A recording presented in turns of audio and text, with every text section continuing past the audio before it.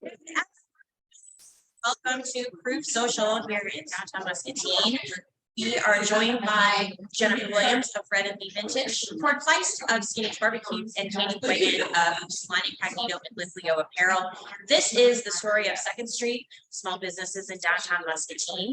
And today we're just going to allow these 3 small business owners to showcase their origin stories, where they came from, why they decided to start a small business, and why they chose downtown Muscatine as the place to build their dreams. So I think the best place to start is the beginning. So why don't we just take a second and allow you guys to kind of introduce yourselves and your business, when you started, why you started, and how.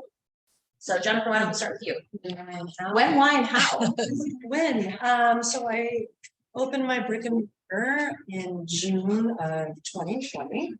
So I rented out the space in the beginning of May. I actually had a space with my items next door at Meg's Vintage Collective for a bit, but I decided to open my own brick and mortar. So that's the when, the where, or the why. The why. The why. The why, because it was a perfect opportunity for me to do it at that time. I had been looking for my own space, and I thought it would be great to be next door to my partner Meg, because we carry a lot of the same items. So I just thought it would be a great place. And why? Or how? How did I do Sorry. it? I had saved some money, and so and the price no more. Saving money. The price for the rental space was just right for me, and it was the right time, and I did everything myself from scratch. I painted all the construction and everything the first time around. The second time around, now it looks really pretty. I got a little help from the city. And explain a little bit about what you've got in your store.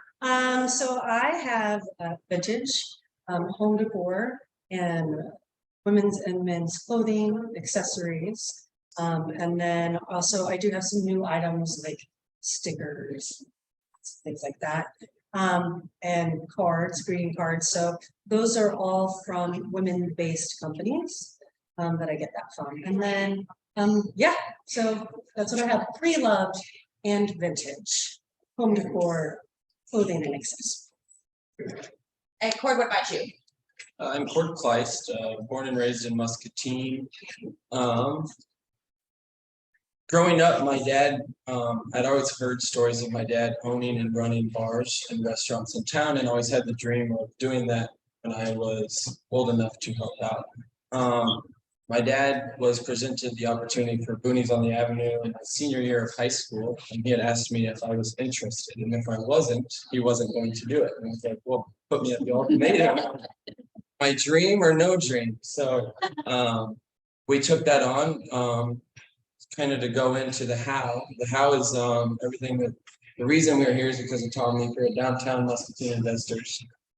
He's made everything that we ever wanted, kind of like Jennifer said. We were blessed to not have to do all the work ourselves. We didn't have to paint the walls. Our landlord was had a crew to help us make it something to be proud of, was always the thing that she had always said.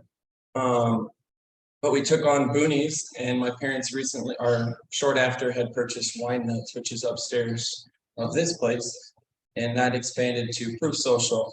And I was the cook of the family, so there was no kitchen in the bar, and I always liked barbecue off of Instagram. I was never like a barbecue eater, but I always liked pictures. I wanted to bring that to Muscatine, so I took a trip to Austin, Texas, and kind of saw what it was, and it's so different than what Muscatine has been used to with the subway style. You got to order it yourself. There's no tableside service. But it was a big leap, and it was also, I had a 2-year-old son at the time that I was like, I don't know if I want to work for my dad for the rest of my life. So here's the opportunity, and all the right people said yes to it, and that's how Skinny's became. So now 3.5 years in, we're somehow still here. So why don't you go ahead and take a second to plug what you've got going on today for Cinco de Mayo. Ooh. So we're doing, our most popular side is street corn. So we're doing a loaded street corn, which is a loaded elote, and then a tostada for lunch, and then chicken wings every Friday. It's our special. Thank you, Court. I don't know if I covered it. I think you got close, pretty close. Candy, why don't you jump off? You've got the longest story. Oh my goodness. And Okay.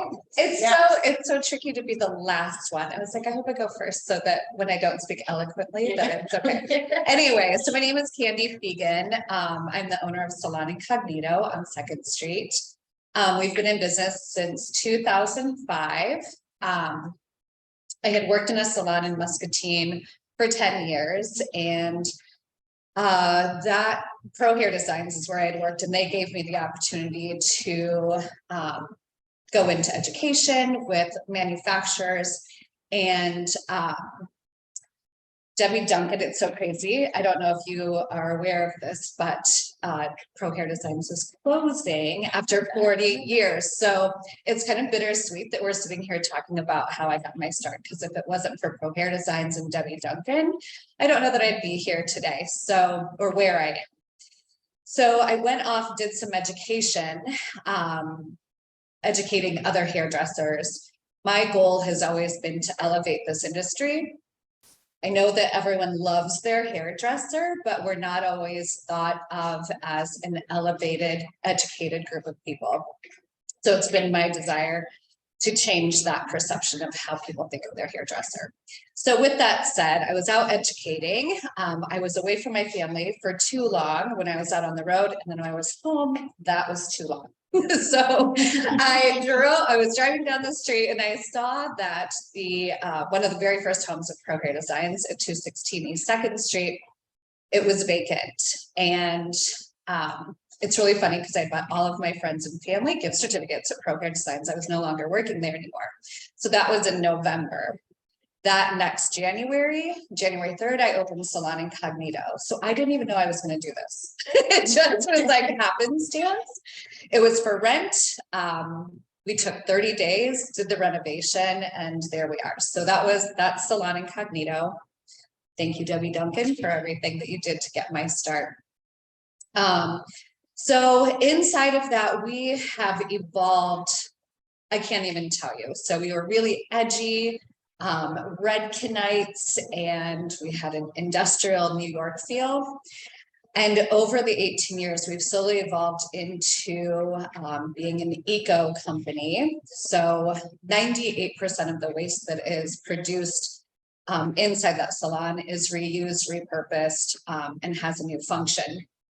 So that is so important to me, taking care of our planet, taking care of the people, taking care of the guests that come in. I know that the products that we use are safe. They don't affect our environment. And if there is an effect, there's an offshoot that happens with companies like LifeGate, that they plant trees to protect the use of what have you.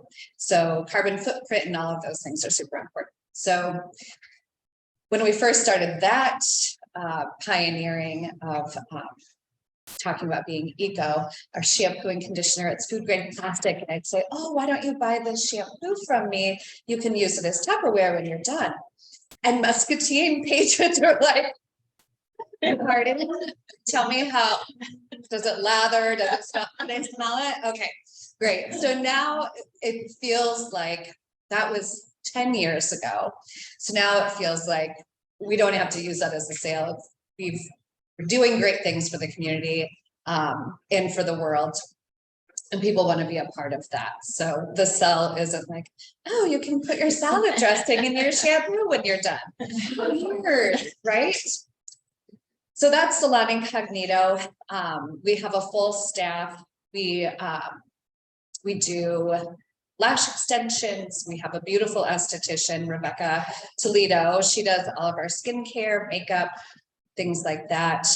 We have great people inside of there that do extensions, cut, color, those kind of things. We're not full service. We don't do manicures, pedicures, but we're full service salon that way. So then fast forward, I have no idea. My children, my children are raised, they were out of the house. Jody Hansen was a great proponent of me opening Live Leo Apparel, for those of you who know her. I had said I wanted to open a clothing store. I wanted to do this for years and years and years. I said, but the only way I'll do it, I'm staying downtown. I'm never leaving 216 East Second Street where Salon Incognito is. It must be across the street. So that's the only way I'm opening a store. So she comes to me and she's like, there's a place for rent. And I was like, okay, let's do it. So I have great landlords. They have taken great care of us using products that were in the building already. So nothing is fabricated. Everything is from the early 1900s.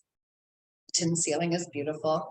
So in the search of staying eco-friendly, we found twin sisters. They have a company in New York. They're designers and the law part of it, the accounting side of it. They're twin sisters that use only sustainable fabrics. And I was like, how do I just meet these two women? So their company is called Twin, and they actually came to Muscatine for an event that Jennifer had put on. It was here at Proof Social, so it all comes full circle, right? Friends making friends and being successful that way. So the fabrics that we use are all dead stock. It's something that maybe someone has used. Versace may have used it. Some designer may have used it. They didn't need all of the cut of the fabric. The twins find this fabric. It's instead of going into a landfill, that's what they use to make their clothing. So we're not putting things into waste. What am I trying to say? Landfills. Landfills, thank you. Here for you. Thank you. I'm like looking you deep in the eyes, say the word. Anyway, so it's so great that we're caring for women and men. We have men's and women's clothing. They're not pre-loved. They would love to be loved for the first time by you. Then you can buy them as your years, and then they're sustainable, and they will still not be in the waste. So yeah. Well, and then in your free time, why don't you explain what you have going on downstairs? Okay, so this is You just have gonna make so me much sound free time. crazy. You So- have the longest. Yes. Yeah. Okay, so my passion has always been fitness as well. So in caring for women, and I've done this for 31 years now. So I have aged, my guests have aged, and they talk about their bodies not working in the same fashion that it did when I was 17. So we have the women, we're taking care of their aesthetics, and then we're opening this clothing store, and I want to dress them and make them feel good. So in that, then a Pilates studio that has been in town for years and years was closing. And I was like, well, let's just put a Pilates studio in the basement of the clothing store. So we're taking care of people physically, aesthetically, and yeah, even more aesthetically. Double So aesthetically healthy. so it's all about just taking care. And I think that the thing that's been the most rewarding for me is that the trust that the people have put into me. It's a big ask to change someone's hair, but then, seeing people maybe in their undergarments and dressing them and saying, no one's looking at this spot. This is okay. This is how the human form is made. Let's do that. Oh, you don't like that? Let's go downstairs and let's just do some work. And we have workout clothing as well. So, it just works all the way around. All else fails, we'll go down the street And then, and it's get a pulled pork sandwich. Call it a pulled pork sandwich. Yeah. And if that's not your bag, drink some drinks. You'll forget about how terrible your day is. Good. Right? It's still full circle.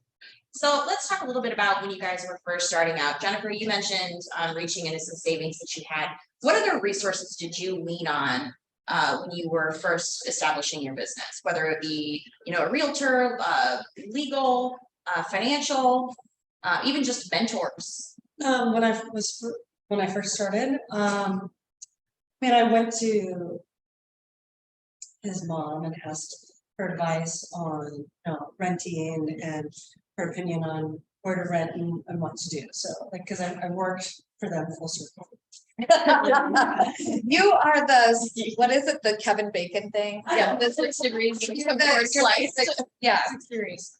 So, and then, I had a lot of help from Megan next door at Meg's Vintage Collection, Meg Summit. She was a huge, support and, drove me to do this. And my sister as well, really pushed me in this direction. Found the space, well, I found the space because Meg called and said, they're moving out. And then I called Meekers and I'm like, can I move in, so that's basically how I found the space. And I leaned on a lot of friends to come and help me do a lot of the work, like helping me clean out my back space because I have a really nice back garden area now. I had my dad come in and help me build my original dressing rooms, and I had friends come in and they helped me paint or put the scaffolding up. So really it was just grassroots, no backing, no financial backing yet. A year later, I got a great financial backing from the city, which was a very huge help by those ladies sitting over there from the chamber. They pushed me to do that. And so my whole store was renovated to really what I had envisioned it to be. It was fantastic the first go around, but now it's amazing. So that's really how, just family support and friend support. And then after I started, Candy became very supportive as well. And, all of her people and these guys always send people down to help me out. So it's just, it's just a really nice community. I think I stole your ladder for eats.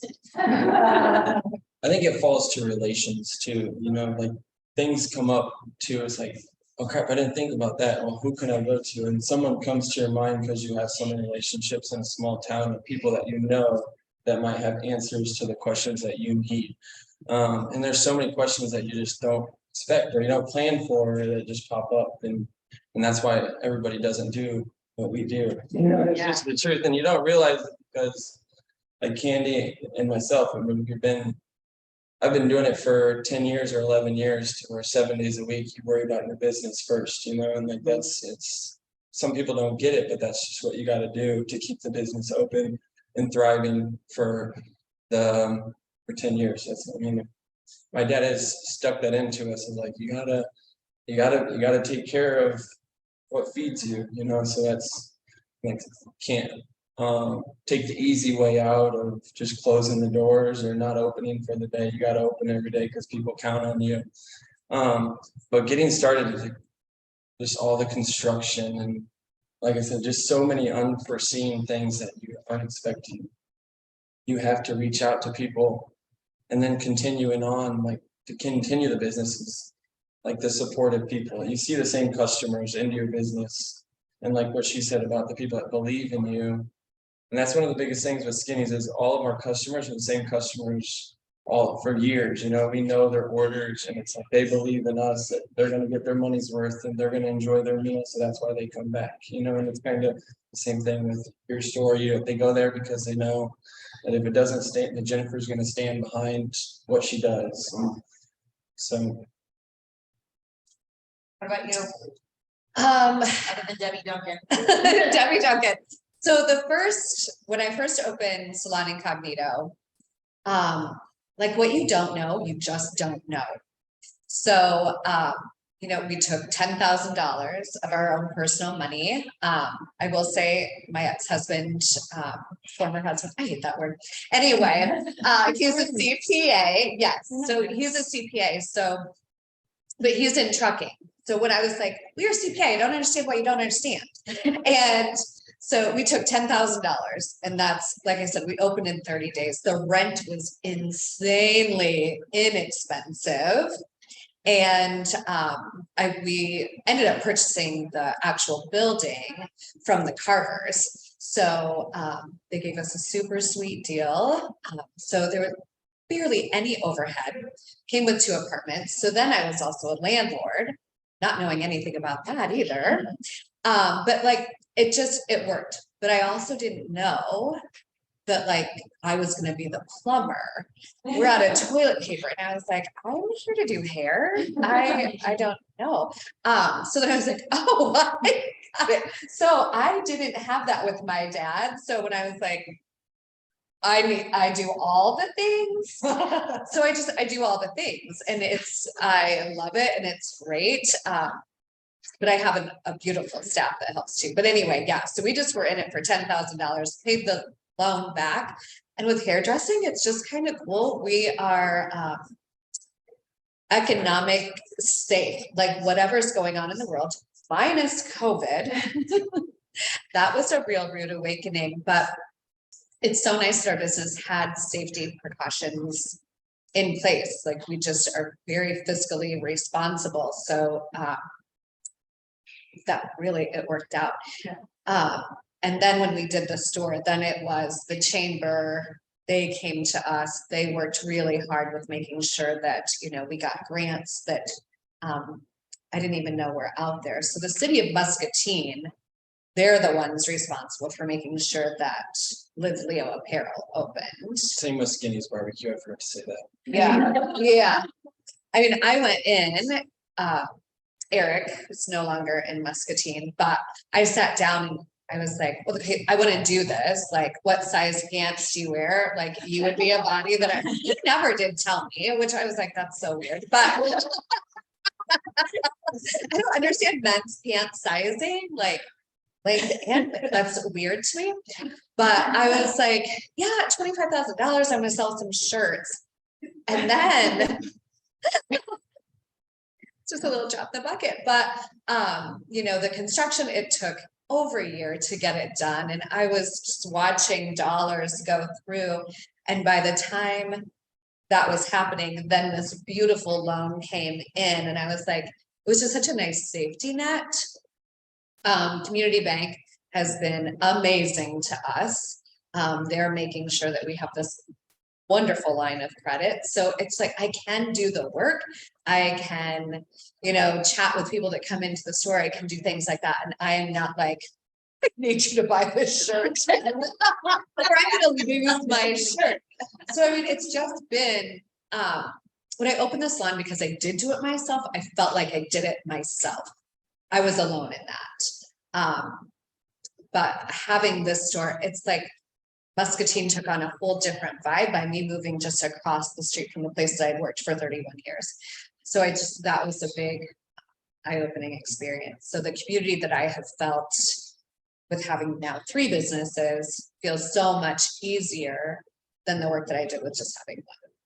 So. When you mentioned going through COVID and how that impacted the salon, can you go into a little more detail about kind of what you did to work through that and kind of what it's looking like coming out on the other side? Sure. So it was funny. We opened before we were mandated to close. I said, we're going to close this Saturday. We're going to be done because people just weren't abiding by the things that we were asking. So, and you know, it's so scary. Nobody knows what's going on. And there were naysayers and there were whatever. So I was like, we're closing. Let's just give it 2 weeks. We're going to clean the salon really nicely. We'll wear a mask, put on some gloves when you get gas. I don't know. We're going to do that. And then we'll come back in 2 weeks. It'll be great. We'll be refreshed and renewed. 9 weeks later, 9 weeks later, you know, it was a terrible time. Single mother. I own a business. I own my home. I own the building. So it's like, if this thing folds, we took pictures with my brand new car that I got like weeks before this happened because I didn't know this was gonna happen. It's like, let's take pictures with Pearl Blanca. So when she gets repoed, we'll just remember that we had her. So that was real dumb. Jimmy Greenhow was like, okay. Anyways, so we had great support that way. We were able to get a PPP loan and that was scary. I didn't want to do that. We were able to get unemployment. I had no idea what that had looked like.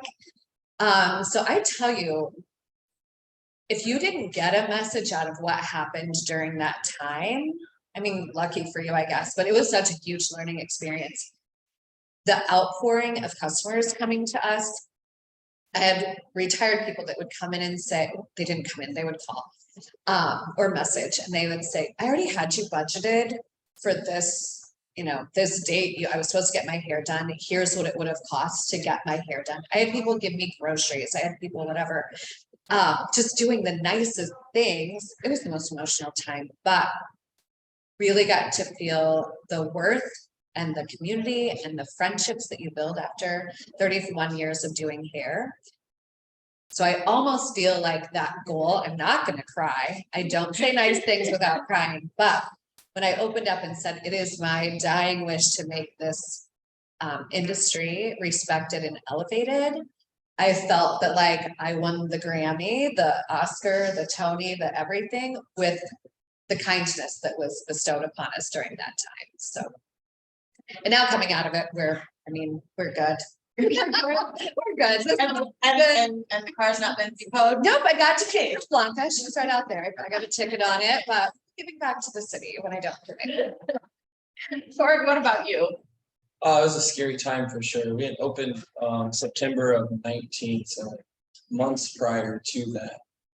25 years old, just took out a loan more than I took out for my first house or my house, and it was like, oh crap, and all the stuff's brand new, and but it was also sink or swim. It was like, now you have to find a way to do it. And it's the same thing.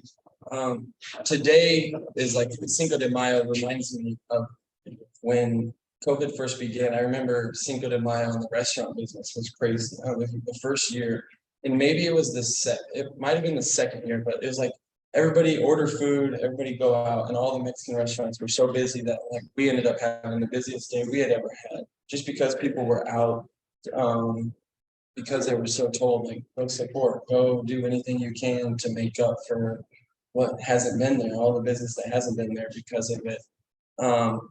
But my biggest thing was just like sink or swim. It's like you have no choice but to make it work. So luckily still here. Yeah. Yeah. What about you, Jennifer? Well, I think mine's unique to the situation. I worked with Cord at the time, so I had the opportunity to also, and I was also a teacher, a substitute teacher. So everything immediately just stopped. Unfortunately, we were able to get unemployment as well, because I don't remember when these was reopened. I don't remember that. But in that time, I also was at Meg's, and Meg's wasn't open either with this unsure time, just like, Candy, I called Megan and I'm like, I'm gonna write up something really nice and put it on your door for you. I'm just gonna say that on these uncertain times, apologize for not being here, but we need to say something to record. And then, 2 weeks turned into more. But in that time, like you said, I had a lot of time to reflect. And when the space came open next door after Meg had reopened just shortly before that in April, someone left the space because of COVID, but I was able to capitalize.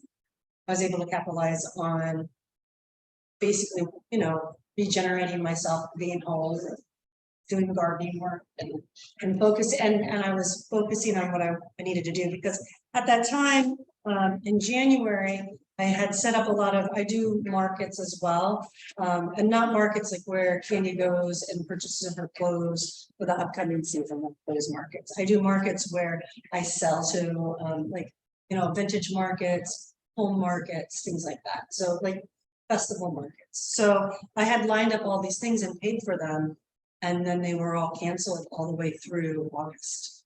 So, and we were just out that money because that person had put so much money into it already. No one wanted to be like, hey, can I have my money back from your space, right? And we did a lot of online markets at that time too. So I generated a little bit, of an income, but because that was pulled out from underneath of me is why I decided to do that. So I opened during a pandemic, and some of my best years have been 2020, 2021. I got a lot of support, a lot of people came in, and like Candy said, we had all these restrictions, but people were still willing to come and support small community. And I did things here, like, I brought clothes down here to approve for an event, and, you know, we just started coordinating things throughout to help drive business back downtown. So I had panic when everything shut down, because I also, I moved back from New York. I was in the fashion industry. Oh, I'm still in the fashion industry.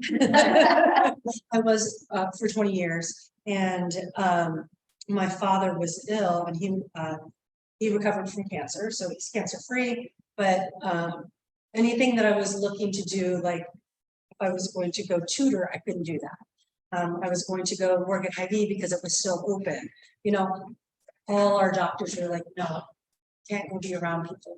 You can't do this. So I was home and I panicked, and then, like you said, we got unemployment, but it just was an opportunity to open a small business where there wouldn't be huge influx of people coming through, but you still have your support. And I was doing what I love to do, you know, fashion and sustainability, and you know, that's what vintage is about. It's about slowing down fashion. I was in a world where there was overconsumption and didn't like that, but I still enjoyed the beauty of, you know, artwork. And then also just, you know, giving that back to people when they come in. So I capitalized on something that wasn't good for some people. Don't you feel at that time too, though, we were so fortunate that, I mean, for what the three of us do, people are in their homes, and some people still are in their homes. They haven't gone back to work. Mhm. They want brick and mortar, where we got so accustomed to online shopping, and you know, that can be really detrimental to businesses like what we have. Right. So people want to come in and sit down and talk with their friends. They want to sit close with them.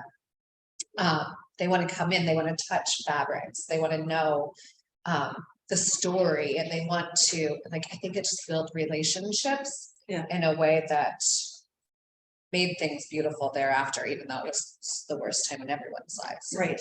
It reminded people to like support local too. It was like, I was gonna think, unfortunately, it took such a disaster to like remind everybody, support the small shops, so go out, and I think it really did, like, it's more than ever. It's like, well, I thought we were gonna be slower, now we're busier than we've ever been. Yeah, because of- it did not make people barbecue in their home. Yeah. They're like, Now we're Maybe- sure. Maybe they did, but it just didn't like. no, it was terrible, I'm Yeah. sure. Or one thing I think that you've done really successfully, especially, you know, coming out of COVID, is your marketing, your online presence, your social media. Talk to us a little bit about, you know, how you make that work, and kind of where your inspiration comes from. Just kind of like the grind. It's like, I feel, it's been proven over and over. Like, if I try to wake up every morning, and the first thing I try to do is make a post on Facebook. The mornings that I don't, we're definitely slower than the mornings that we do. So it's like, because of that, that is why I do it. I mean, it's annoying to have to post it, maybe annoying to have to see it all the time. But it works, and it's like, and that's, as a small business, what we need. It's like, you can't get complacent, you can't just be open. And it kind of goes too with like the barbecue. Muscatine's never had barbecue, or they never had like the Texas style barbecue, to where I want a pound of brisket and a pound of pork and a side of this. It's like maybe a pulled pork sandwich at a restaurant, or you can get stuff like that, to where Texas style barbecue is by the pound. And I thought that was going to be the way it was here, but I always say, like, Muscatine, like, the meat's not good enough. You have to put it into something. You have to like put it in a quesadilla. It's got to be a grilled cheese. It's got to, and that's where, like, COVID, I didn't have any of those, our best-selling items. Our whole menu was not on the menu before COVID. And so, like, when COVID happened, it was like, okay, we have to change our whole menu. We have to change everything. People aren't buying the meats by the pound the way it is. What are they going to buy now? So and that's why we take the meats that we make well, and we put them in a burrito, or we put them in a quesadilla. And that goes in with the social media too, is a lot of people haven't seen that stuff before too, to where like a certain picture or a certain post is going to blow up, and then the right person's going to see it and be like, what is that? And then when they do come down here, they're going to see a dozen other things that they didn't know that we had. So it just sparks so many ideas in it. And if it catches their eye, they're gonna be thinking about it all day long. And then they text their husband or their wife and say, we're going to Skinny's tonight. The tacos look good. So I do it because I have to, I think. Yeah. So, And what do you two do typically to kind of market your businesses? Do you rely on social media a lot? Do you do any kind of traditional advertising? I'm mainly social media based. My traditional marketing is where I'm face to face with people when I go to markets. And I'm promoting, my business, and not only my business, but Muscatine, because I know in order to get people to be interested to come to my shop after meeting them maybe in Des Moines or Chicago or Nashville, wherever I go, I tell them about all the other great places in town and everything that's going on and about the hotel. And like, for instance, we have Sip and Shop coming up really soon. And I've had Good job. And so I've had several markets leading up to it. I'm like, oh, you gotta come to Muscatine, then you gotta come on Friday night. We're having, do you like wine? And I'm like, and then I'm like, so I don't promote drinking and driving. I'm like, and I'm gonna have a really great hotel right downtown, so it's, that's my more traditional marketing. But like Cord, it's unlike you have a fantastic staff. Yes, I do. Yes, I do. I am me myself when I. So I source, I distribute, I price, I merchandise, I clean. You buy the toilet I was paper. just gonna say, you wanted to try to make. So I'm doing all of the marketing as well. And it's really nice that Instagram and Facebook are really connected, because then I'm not doing as much. I can do it on one and that shoots it out to the other, which is really great. I have an online presence. I have a store online, but I really use what's called Depop. And then what I can do is, so I'm taking a few days a week now, where I'm just continually doing my own, the photography. So for instance, when we do the marketing, especially in the fashion industry, you have like a model, and then you have a photographer, and then you have the person behind the computer, doing the editing, and then you have account executives that are attaching all the information, and then someone else goes in and edits the photos and puts them out on the web. So that's a whole team, and I'm doing all of that. So I'm doing that on a platform called Depop. Then I can just reproduce that quickly back on Instagram, which then shoots it back out to Facebook. And I do sometimes use Snapchat here in town, because there are moms that are like, I can only do one thing and I'm on Snapchat. So I created a business Snapchat page as well. And so I'll shoot things out on there for them too. And that really helps. And then I do advertising with the chamber when I can. So, and I've been involved in as many events as I can. So they do a lot of my traditional advertising for me, because I'm part of the chamber. So, oh, and PS, you can set your Facebook ad the night before.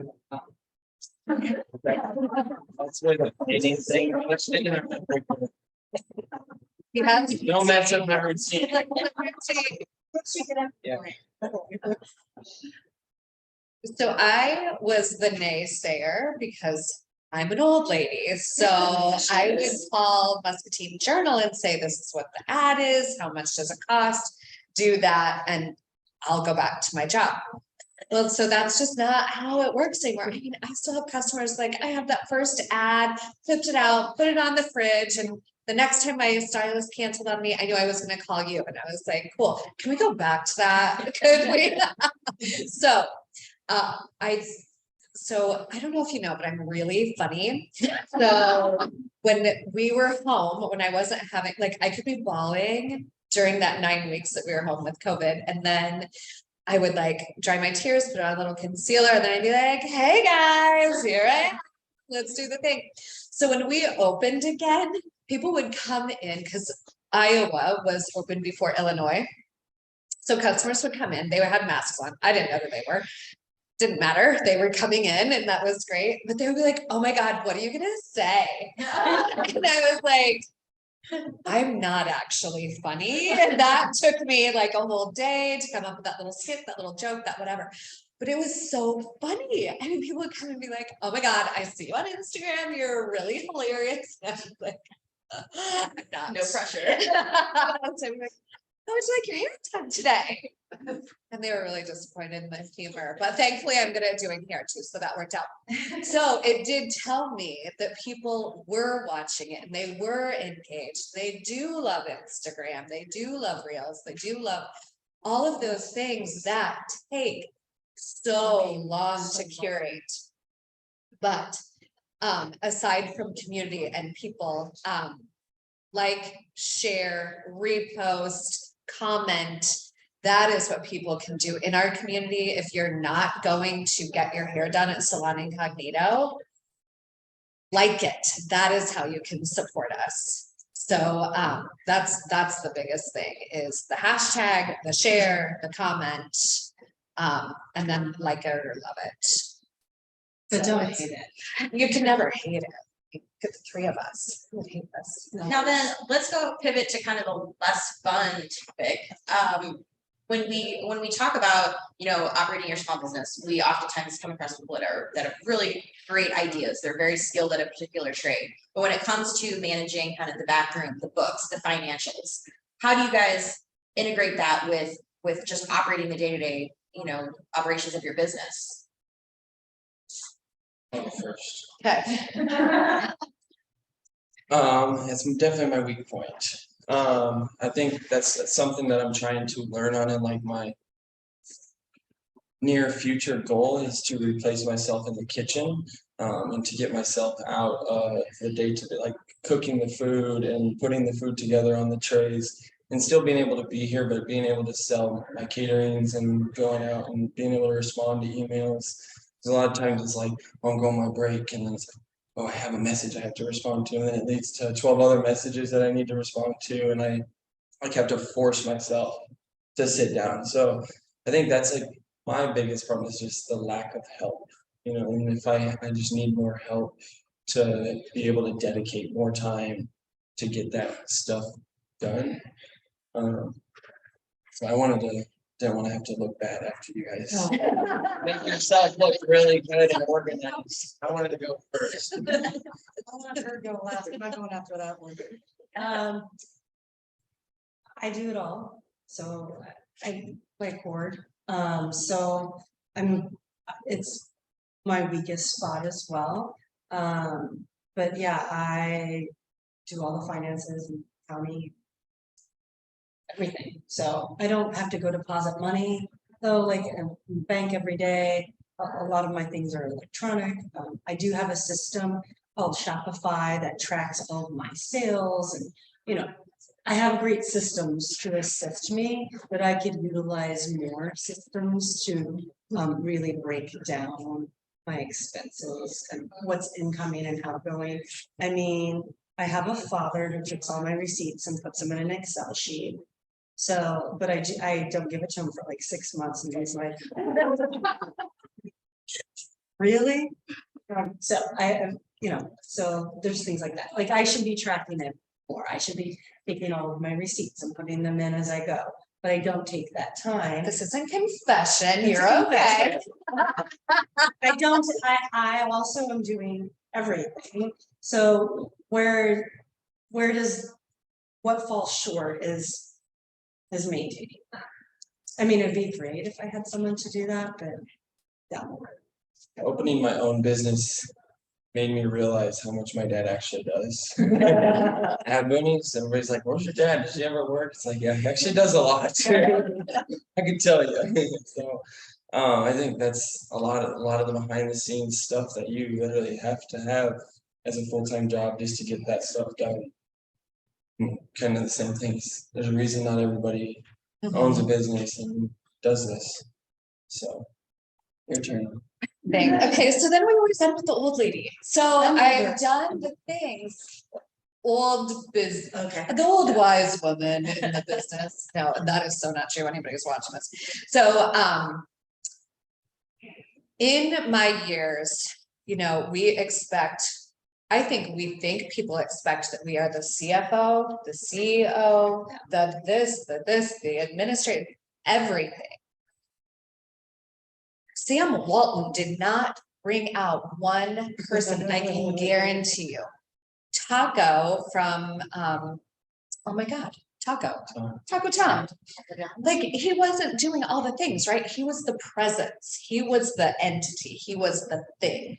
And he talked to me years ago and he was like, you don't have to do all of the things. So, one, it's scary to go to another person and say, I don't know how to do this. I owned a business for a very long time. Jeff Began took care of our receipts and did all of these things. I then hired an accountant and I was like nearly in tears because then you have all of the things. You're like, I need to do this now. I've owned for 18 years. I don't know what this is. And Becky at Becky Accounting, she was like, you can't know. She's like, don't think that I'm gonna come in and be like, this is how I want my hair cut, and this is how you're gonna hold it, and this is what you're gonna do. I go to you to do this thing. I'm gonna buy this shirt, but I don't know how it was made. I don't know what the form was or what the idea was. So there is a cost and there is an expense to that. But I always say that if it takes something off of my plate, then I can be doing the things that I enjoy. So set that aside. Now, that doesn't mean that I'm going to go home and take a nap because Vicki is now doing but Vicki's doing my accounting.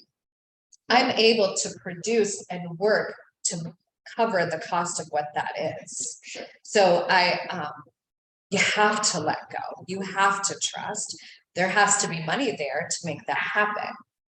So that's the tough part in owning. Getting people to come in, that is even the hard thing. How do I take this money? Because now I need to buy toilet paper, but I also have to pay Vicki.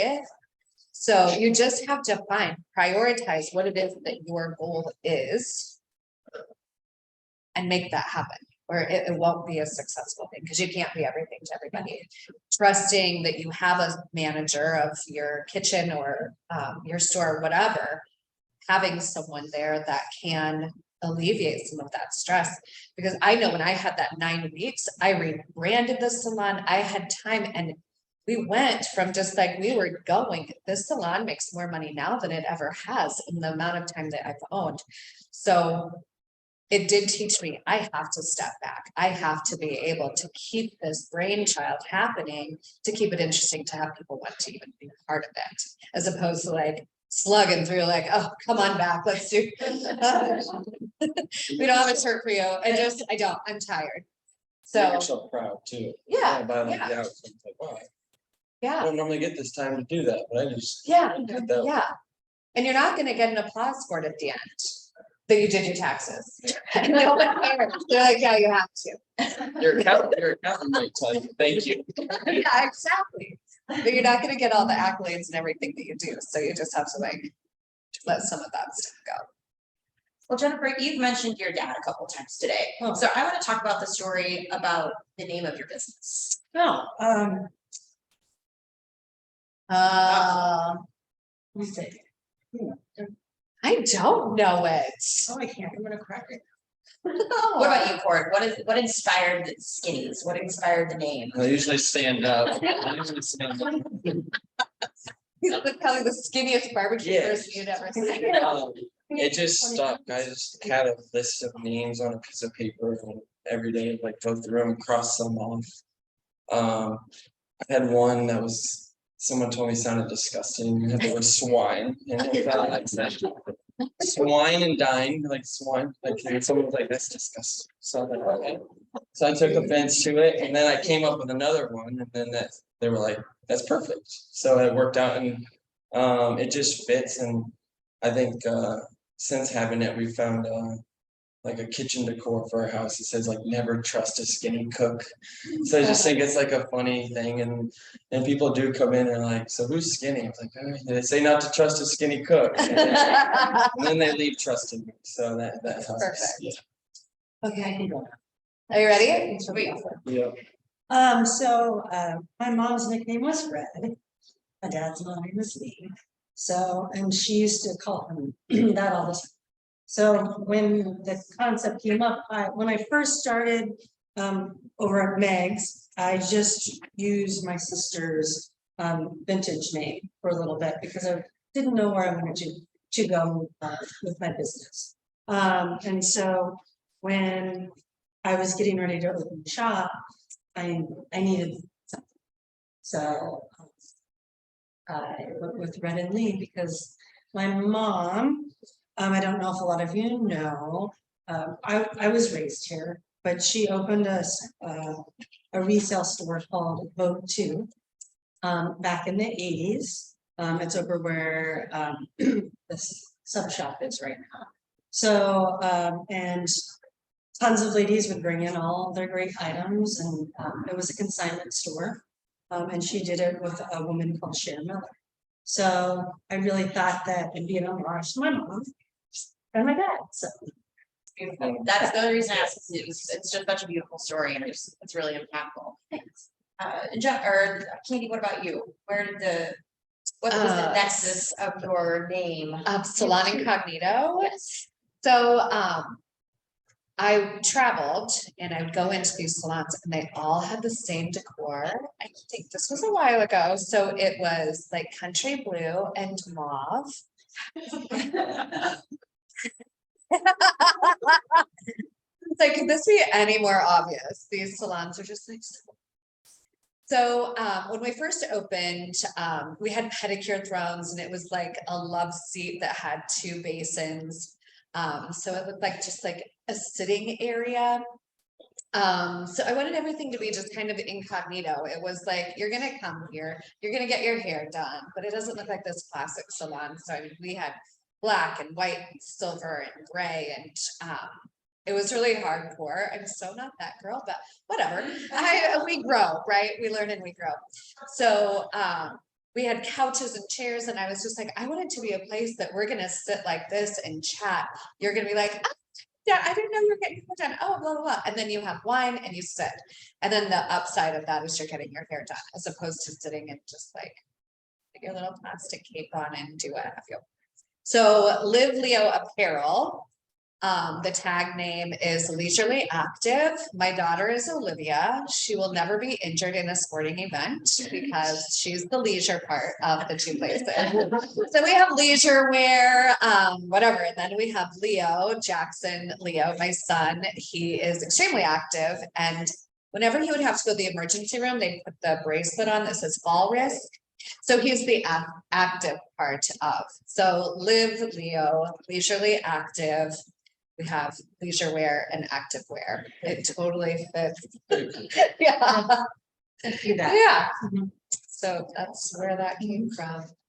Well, as we kind of wrap up our time here, I guess I just want to give you guys all the opportunity. If you had one piece of advice to bestow on someone that was looking to open up their own vintage store, their own barbecue restaurant, their own salon / boutique / yoga studio, what would that piece of advice be?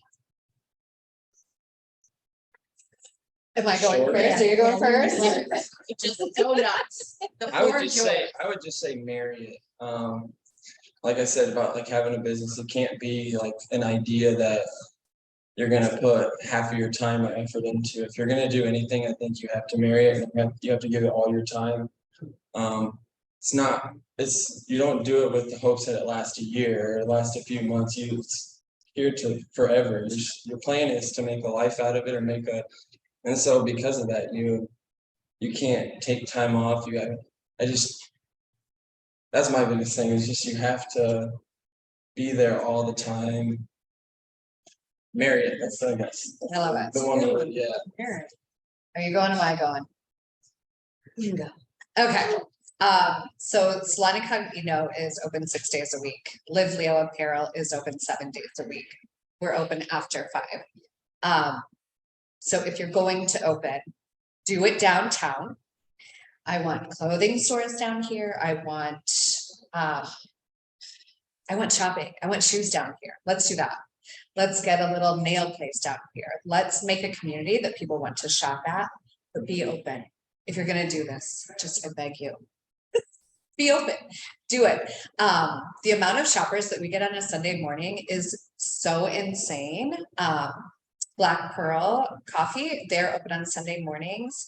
And the amount of young people that go there and chill and hang out and read, I'm like, let's get those people to learn to walk down the street and shop. I'm not saying every place has to be open on a Sunday, but there's money there. There's people to be had, opportunities. So, you know, having short hours and closing when you're tired, closing when you don't want to, it's a business, it's a corporation. If I went to go shopping at Von Maur and they were closed because they didn't have a staff, I mean, I wouldn't think to go there again. So, potentially. Yeah. So, yeah, we have to be there. When you compare yourself to like the big corporations or the successful businesses, they just kind of lead by example, I guess. I don't know what I'm trying to say, but they aren't gonna close. They're Yeah, always open, yeah. they're open. Small business does not mean Yeah. small minded. Yeah. So we have to, like, it has to be big. Yeah, I'll ditto. I guess if someone came to me, I would say, follow your passion. Yeah. If this is what you want to do, then do it. And hopefully there's someone supporting them, you know, nudging them forward. But I think if you have a creative mind, and you want to do this and have the drive, you do have to have the commitment. So we would tell new business owners, you have to put the toilet paper. Right? Just expect, be expecting. You will be everything for a while until you can, you know, learn to let some of those things go. But no, it's a dedication. And then it's a commitment. And don't be too hard on yourself. Yeah. Because you may be doing something and think that you're failing, but other people don't see it as that. Jordan tells me, oh, you're there for my sheet. So just remember that and give it your best. But all of those things too. I like that. I like her answer better, actually. Like, you're gonna work, you're gonna be there 7 days, you're gonna be open, but you're gonna have people. You're gonna have people. It is a community. You can't do it alone. That's it. I like the don't be too hard on yourself because mistakes are gonna happen. There's gonna be things that like you think are the end of the world. Yeah. And people might treat you like they're the end of the world too, but people don't understand what all goes into it and why they happen or what variables cause them to happen too. So. I guess, and be open to collaborating. Yes. Don't think that someone's your, you know, competitor. I mean, of course, everyone's competing for business, but also look at it as an opportunity to collaborate. Me and your family all collaborated last year to help Takes a Village in town. So I think if you can do that as a community, you know, that evolves and you grow new friendships. And don't be afraid to lean on people. I mean, I know I'm hesitant to ask for help, but I think that that's one thing I need to strive to do. Amen. Agreed. Amen. Good stuff. Well, I want to thank all three of you for being here today. Do we have time, TJ, for any questions? Sure. Anybody have any questions they'd like to lob at our panel here today? Yes. Thanks for having us. Nice for everybody coming. Thank you.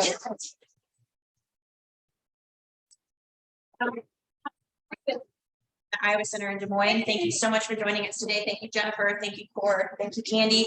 It's been a pleasure. And I hope you guys all enjoy the rest of your day here in downtown Muscatine.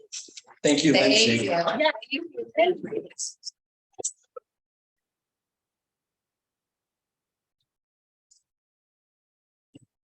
It's